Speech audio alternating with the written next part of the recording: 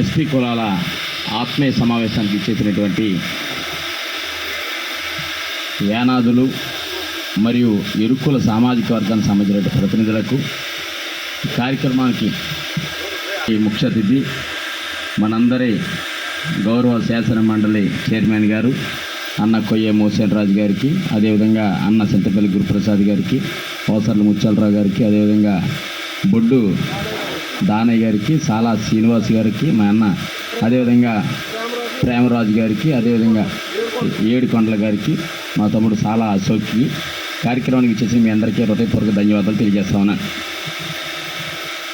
మీ అందరికీ తెలుసు, ఒక పక్కన ప్రభుత్వం గురించి కానీ, ఒక పక్కన సంక్షేమ పథకాల గురించి కానీ మీ అందరికీ కూడా తెలుసు.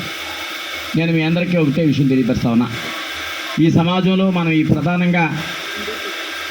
ఈ రకమైనటువంటి గుర్తింపు రావడానికి ప్రధాన కారకుడు ఈరోజు అట్టడుగు సామాజిక వర్గాలుగా, అంటాను కులాలుగా, ఊరుకు బయట నెట్టవేయబడినటువంటి సంచార జాతులైనటువంటి ఈ ఎరుకులు కానీ, లేకపోతే యానాదులు కానీ, లేకపోతే ఎస్టీ జాబితాలో ఉన్నటువంటి చెంచులు కానీ, వీరందరినీ కాకుండా ఎస్సీ, ఎస్టీ, బీసీ మైనారిటీ వర్గాలకి ఒకే ఒక ఆరాధ్య దైవమైనటువంటి డాక్టర్ బాబాసాహెబ్ అంబేద్కర్ అనే విషయాన్ని మీ అందరికీ కూడా తెలియపరుస్తా ఉన్నా. మీ అందరికీ కూడా తెలుసు, ఈ సమాజంలో గుర్తింపు రావటానికి కానీ, ఈ సమాజంలో ప్రతి ఒక్క వ్యక్తి కూడా ప్రశ్నించే స్థాయికి, ఈ సమాజంలో కట్టుకునేటువంటి బట్టల్ని సమాజంలో గౌరవం చేసుకోవడానికి ప్రధాన కారకుడు డాక్టర్ బాబాసాహెబ్ అంబేద్కర్ని మనం ఇప్పుడు కూడా పూజించాలనే విషయాన్ని మీ అందరికీ తెలియపరుస్తా ఉన్నా. 1935కి ముందు ఏ దేవుడు సమాజంలో లేడు. 1935కి ముందు ఈ సమాజంలో ఏ దేవుడు కూడా మన కులాల కోసం, మన వర్గాల కోసం, మన సమాజం కోసం ఎవరు కూడా పోరాటం చేయలేదనే విషయాన్ని కూడా మీ అందరికీ సందర్భంగా తెలియపరుస్తా ఉన్నా. సమాజంలో బాబాసాహెబ్ అంబేద్కర్ అనే ఒకే ఒక్క వ్యక్తి భారతదేశంలో 6666 కులాలుగా విభజించబడినటువంటి సామాజిక వర్గాల్ని ఒక దాటి మీద తీసుకురావాలి, వాళ్ళకి విద్య, ఉద్యోగ, రాజకీయ రంగాల్లో రిజర్వేషన్లు కల్పించాలి, వాళ్ళకి ఒక హక్కులు కల్పించాలని ఆలోచన చేసినటువంటి గొప్ప దేవుడు బాబాసాహెబ్ అంబేద్కర్ అనే విషయాన్ని కూడా మీ అందరికీ కూడా తెలియపరుస్తూ, అంతేకాకుండా ఈ సమాజంలో ఉన్నటువంటి, ఈ రాష్ట్రంలో ఉన్నటువంటి ఎస్టీ ఎరుకులు కానీ, యానాదులు కానీ 1962 వరకు కూడా వారు ఎస్టీ జాబితాలో లేరు. ఒక అంశాన్ని మీరు అందరూ కూడా గమనించాలి. 1961లో ఏదైతే మానవతావాదిగా ఉన్నటువంటి యన్నలగండి రాఘవ గారు ఒక కమిషన్ సిఫారసు చేసి 26 కులాలను ఎస్టీ జాబితాలో చేర్చాలని కేంద్రాన్ని పంపించినప్పుడు, ఈ క్రిమినల్ ట్రైబ్స్ మీద ఉన్నటువంటి యాక్ట్ని తొలగించి ఈ సామాజిక వర్గాలు ఎస్టీ జాబితాలో చేర్చాలని చెప్తే కేంద్ర ప్రభుత్వం చెప్పినటువంటి మాట ఏంటంటే, అయ్యా మీరు చెప్పినటువంటి 26 కులాలుగా ఉన్నటువంటి ఈ సంచార జాతుల్ని ఎస్టీ జాబితాలో చేర్చడానికి వీలు లేదు, కానీ మీ దగ్గర ఉన్నటువంటి 24 కులాల్లో మేము 4 కులాలను మాత్రమే ఎస్టీ జాబితాలో చేస్తామని చెప్పి చెంచు, ఎరుకుల, యానాది, లంబాడీల్ని 1962లో ఎస్టీ జాబితాలో చేర్చడం జరిగిందనే విషయాన్ని మీ అందరికీ తెలియపరుస్తా ఉన్నా. 62 నుంచి ఎంతవరకు కూడా నేను చూసినంత లెక్కలో చెంచులు కానీ, యానాదులు కానీ ఈ సమాజంలో ఎక్కడా కూడా అభివృద్ధి అయినటువంటి పరిస్థితి ఎక్కడ కనిపించలేదు. నక్కల కులస్తులు చూస్తే నేను తిరుపతి ఎలక్షన్కి వెళ్ళినప్పుడు చాలా అధ్వానంగా ఉండేటువంటి పరిస్థితి.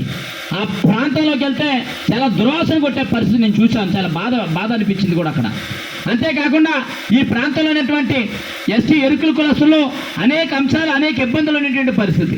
ఒక పక్కన జీవన ఆధారమైనటువంటి పందుల పెంపకాన్ని జీవనం సాగిస్తున్నప్పుడు అదే పందుల్ని చంపేయాలని, అదే పందుల్ని ఒక దుర్మార్గమైన ఆలోచనతోటి పంది మాంసం తింటే, పందులు కనుక నడిస్తే రోగాలు వచ్చేస్తాయని చెప్పి గత ప్రభుత్వంలో అనేక ఇబ్బందులు పెట్టినటువంటి పరిస్థితి కూడా మీ అందరికీ కూడా తెలుసు.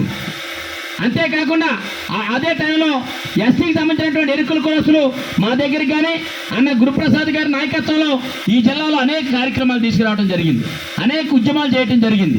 అన్న మోసేన్ రాజు గారి నేతృత్వంలో ఈ భీమవరంలో ఒక మీటింగ్ పెట్టి జీవన వృత్తిగా కొనసాగుతున్నటువంటి పందుల పెంపకం యథావిధిగా కొనసాగాలని చెప్పి కలెక్టర్ల దగ్గర యుద్ధం చేసినటువంటి పరిస్థితి కూడా మీ అందరికీ కూడా తెలుసు. మీ అందరికీ ఒకటే మాట చెప్తా ఉన్నా, మీరు ఎప్పుడు కూడా ఐక్యతగా ఉండాలి. ఇవాళ ఎరుకల కులసులు కానీ, యానాదుల కులసులు కానీ వేరు కాదు. వృత్తిని బట్టి కులాలు ఏర్పడ్డాయి తప్ప ఎవరు కూడా వేరే కాదు. మీరందరూ కూడా ఐక్యతగా ఉండాలి. ఏ అంశం వచ్చినా, ఏ కష్టం వచ్చినా మనందరం కూడా ఐక్యతగా పనిచేయవలసినటువంటి పని మీ అందరికీ కూడా తెలియపరుస్తా ఉన్నా. నేను ఎస్టీ యానాదులకి ఎవరైతే ఉన్నారో వాళ్ళ మీద ప్రత్యేక దృష్టి పెట్టినప్పుడు నరసాపురంలో కానీ ఇక్కడ ఏదైతే తణుకులో కానీ ఏదైతే భీమవరంలో ఉన్నటువంటి యానాదుల కులస్తుల మీద దృష్టి పెట్టినప్పుడు వాళ్ళకి ప్రత్యేకమైనటువంటి విద్యా రంగంలో కానీ వైద్య రంగంలో కానీ ఉండటానికి ఇల్లేనటువంటి యానాదుల కులస్తులకి ప్రత్యేక ఇల్లు కట్టించాలని కలెక్టర్ ప్రశాంతి మేడం గారికి చెప్పినప్పుడు ఇమీడియట్గా నరసాపురం మండలం సీతారాంపురం మీద ఉన్నటువంటి యానాదుల కులస్తుల మీద ప్రత్యేక దృష్టి పెట్టి ఏదైతే హౌసింగ్ పీడీని పిలిపించి వాళ్ళకి సెపరేట్ ఎస్టిమేషన్ చేయించడం కూడా జరిగిందనే విషయాన్ని మీ అందరికీ తెలియపరుస్తా ఉన్నాం. మన పిల్లల్ని కూడా తీసుకెళ్ళిపోతూ ఉంటాం, వేటగా తీసుకెళ్తూ ఉంటాం. మన పిల్లల్ని ఏదైతే చేపల వేట మీద ఆధారపడి ఉంటే చేపల వేటకి మన పిల్లల్ని కూడా తీసుకెళ్ళిపోతూ ఉంటాం. మాకు చదువు అక్కర్లొద్దు, మా పిల్లలు కనుక మాకు బుట్టలు అందిస్తే చాలు, మా పిల్లలు కర్రలు అందిస్తే చాలు, లేకపోతే మా పిల్లలు వల్ల అందిస్తే చాలు, మేము పైన వేసినటువంటి చేపలు కనుక బుట్టలు అయితే సరిపోతుంది, మాకు ఇదే జీవన ఆధారం అని జీవనం సాగించే మనం ఒక్కరు గుర్తుపెట్టుకోండి. మీరు అందరూ కూడా చదివించాలి. ఈ సమాజంలో అభివృద్ధి చెందాలంటే చదివే ప్రధాన ఆయుధం అని చెప్పినటువంటి డాక్టర్ బాబాసాహెబ్ అంబేద్కర్ని మీరందరూ కూడా అర్థం చేసుకోవాలి, గుర్తు చేసుకోవాలనే విషయాన్ని మీ అందరికీ తెలియపరుస్తా ఉన్నా. మీ పిల్లలందరూ కూడా చదివించండి. అందుకనే సీతారాంపురం అనే ఈ విలేజ్లో ఉన్నటువంటి సామాజిక వర్గానికి సెపరేట్ ఇంకో ఇంగ్లీష్ టీచర్ని ఎగస్ట్రా చేయించి అక్కడ ఉన్నటువంటి పిల్లలు ఎవరు కూడా డ్రాప్ అవుట్ అవ్వకూడదన్న ఉద్దేశంతో 5, 6, 7 తరగతుల్లో ఎవరు కూడా చదవటం మానేయకూడదన్న ఉద్దేశంతో వాళ్ళకి సెపరేట్ సెక్షన్ ఇవ్వడం కోసం కూడా ఒక కార్యక్రమానికి శ్రీకారం చుట్టామనే విషయాన్ని మీ అందరికీ తెలియపరుస్తా ఉన్నా. అక్కడే కాదు, ఎక్కడైనా మీ సామాజిక వర్గం మీద ఇక్కడ ఎరుకల కులస్తులకు కానీ యానాదుల కులస్తులకు కానీ పిల్లలు చదివించండి. చదివించినప్పుడు మీకు సంబంధించినటువంటి ఏదైనా ఇబ్బందులు ఉంటే కనుక పెద్దలుగా ఉన్నటువంటి పెద్దల దృష్టికి కానీ లేకపోతే మా దృష్టికి కానీ తీసుకొచ్చినప్పుడు ఆ సమస్యలు క్లియర్ చేయడం కోసం మా వంతు మేము కార్యాచరణ చుట్టిద్దాం.